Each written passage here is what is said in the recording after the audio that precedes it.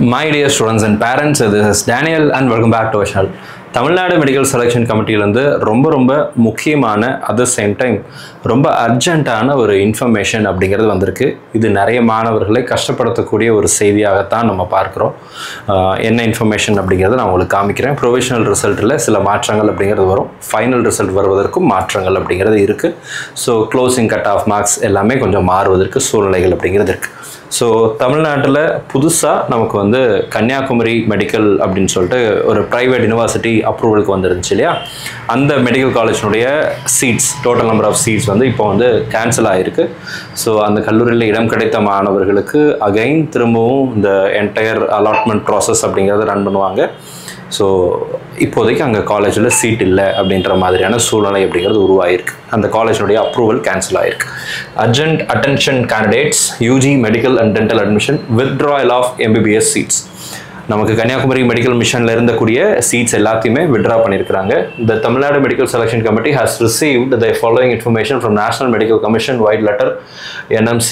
இந்த லெட்டர் வந்து இன்னைக்கு தான் வந்திருக்கு, 30/8/2024.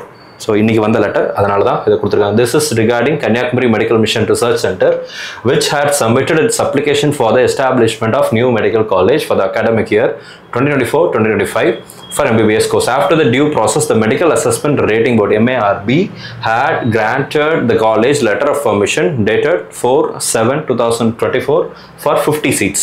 50 சீட்டுக்கு பர்மிஷன் அப்படிங்கிறது கொடுத்தாங்க.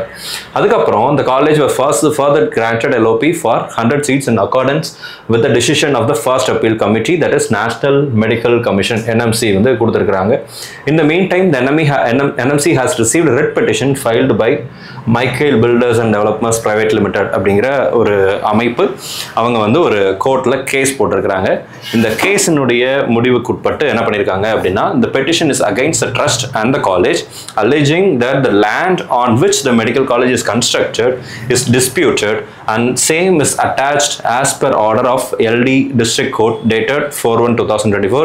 in the case number போட்டிருக்காங்க. Please find the copy of writ petition along with the order dated 4/1/2024 enclosed. இதெல்லாம் போட்டிருக்காங்க. In view of the above facts, it has been decided that the LOP dated 4/7/2024 and 10/8/2024 50 plus ஒரு 100 இந்த 150 seat issued to the college will be on hold till further notice from NMC, and it will also be the subject of the outcome of the decision in the instant writ petition. Accordingly, you are requested to ensure that the students will not be admitted to the college during the ongoing counseling till further communication from NMC அப்படின்னு சொல்லியிருக்காங்க. இதனால அந்த college construct பண்ணியிருக்கிற இடத்துல சில legal issues இருக்குதுன்னு சொல்லி cases file பண்ணியிருக்கிறாங்க.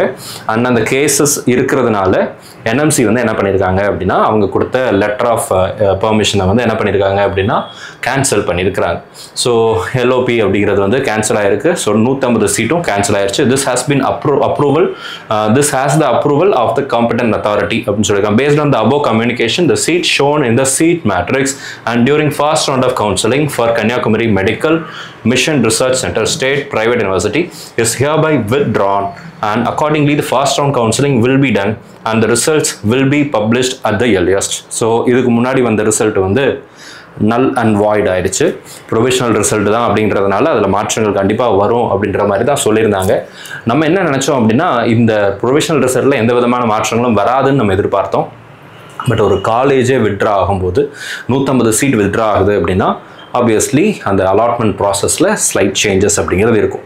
யாருக்கு சேஞ்சஸ் இருக்கும் அப்படின்னா, அந்த கல்லூரிகளில் இடம் கிடைத்த மாணவர்களுக்கு இப்போதைக்கு இடம் கிடைக்காம போவதற்கான வாய்ப்புகள் அப்படிங்கிறது தான் இருக்குது.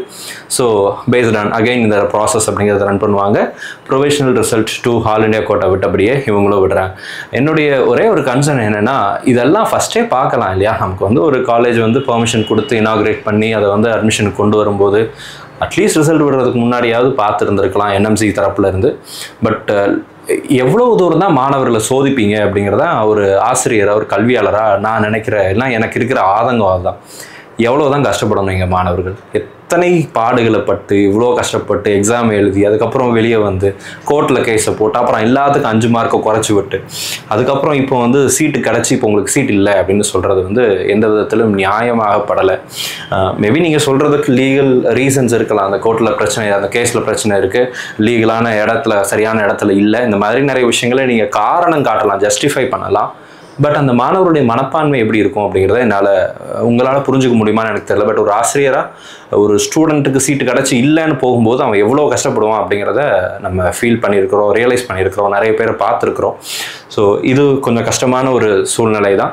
மாணவர்கள் இந்த நேரத்தில் உங்களுக்கு என்ன சொல்லி நான் ஆறுதல் படுத்துறதுன்னு எனக்கு தெரியல. பட் அல்டிமேட்லி இன்னொரு ரிசல்ட் அப்படிங்கிறத விடுவாங்க. ஸோ அந்த ரிசல்ட் வந்ததுக்கப்புறம் தான் நமக்கு ஃபைனல் ரிசல்ட் அப்படிங்கிறது வரும். ஸோ ப்ரொவிஷனல் ரிசல்ட்டில் சேஞ்சஸ் அப்படிங்கிறது இருக்குது. பெரிய சேஞ்சஸ் வராதுன்னு நான் ஹோப் கொடுத்துட்டு இருந்தேன். பட் என்னுடைய வார்த்தையும் மீறி ஒரு பெரிய சேஞ்ச், மிகப்பெரிய சேஞ்ச் அப்படிங்கிறது வந்திருக்கு. 150 பேருக்கு சீட்டு கிடைக்காம போவதற்கான சூழ்நிலை அப்படிங்கிறது ஏற்பட்டிருக்கு. இந்த 150 பேரில் 7.5 ரிசர்வேஷனில் சீட் எடுத்த ஸ்டூடெண்ட்ஸும் இருக்கிறாங்க. ஸோ அவங்களுக்கும் சீட் அப்படிங்கிறது பறிபோகுது அப்படின்னு தான் நான் சொல்ல முடியும். ஸோ இது இப்போதைக்கு நமக்கு தமிழ்நாடு மெடிக்கல் செலெக்ஷன் கமிட்டிலேருந்து வந்திருக்கக்கூடிய ரீசன்ட் அப்டேட்டாக இருக்குது. இது வந்து உங்களை கண்டிப்பாக ஒரு சிலரை கண்டிப்பாக கஷ்டப்படுத்தியிருக்கோம். ஆனால் இந்த அப்டேட் வந்திருக்கு அப்படிங்கிறதுனால இதை நான் பதிவு செய்ய வேண்டிய கட்டாயத்தில் நான் இருக்கிறேன். ஸோ இந்த வீடியோ உங்களுக்கு யூஸ்ஃபுல்லாக இருக்கும்னு நினைக்கிறேன். இந்த வீடியோவை உங்களுடைய நண்பர்கள் யாருக்காவது ஒரு வேளை கன்னியாகுமரியில் கிடச்சிருந்துச்சு அப்படின்னா அவங்களுக்கு கொஞ்சம் கன்சோல் பண்ணி கண்டிப்பாக செகண்ட் ரவுண்டில் உங்களுக்கு கிடைக்கிறதுக்கு சான்சஸ் இருக்குப்பா, பயப்படாதீங்க அப்படின்னு சொல்லி அவங்கள கம்ஃபர்ட் பண்ணுங்கள். So thank you so much for வாட்சிங். தேங்க்யூ.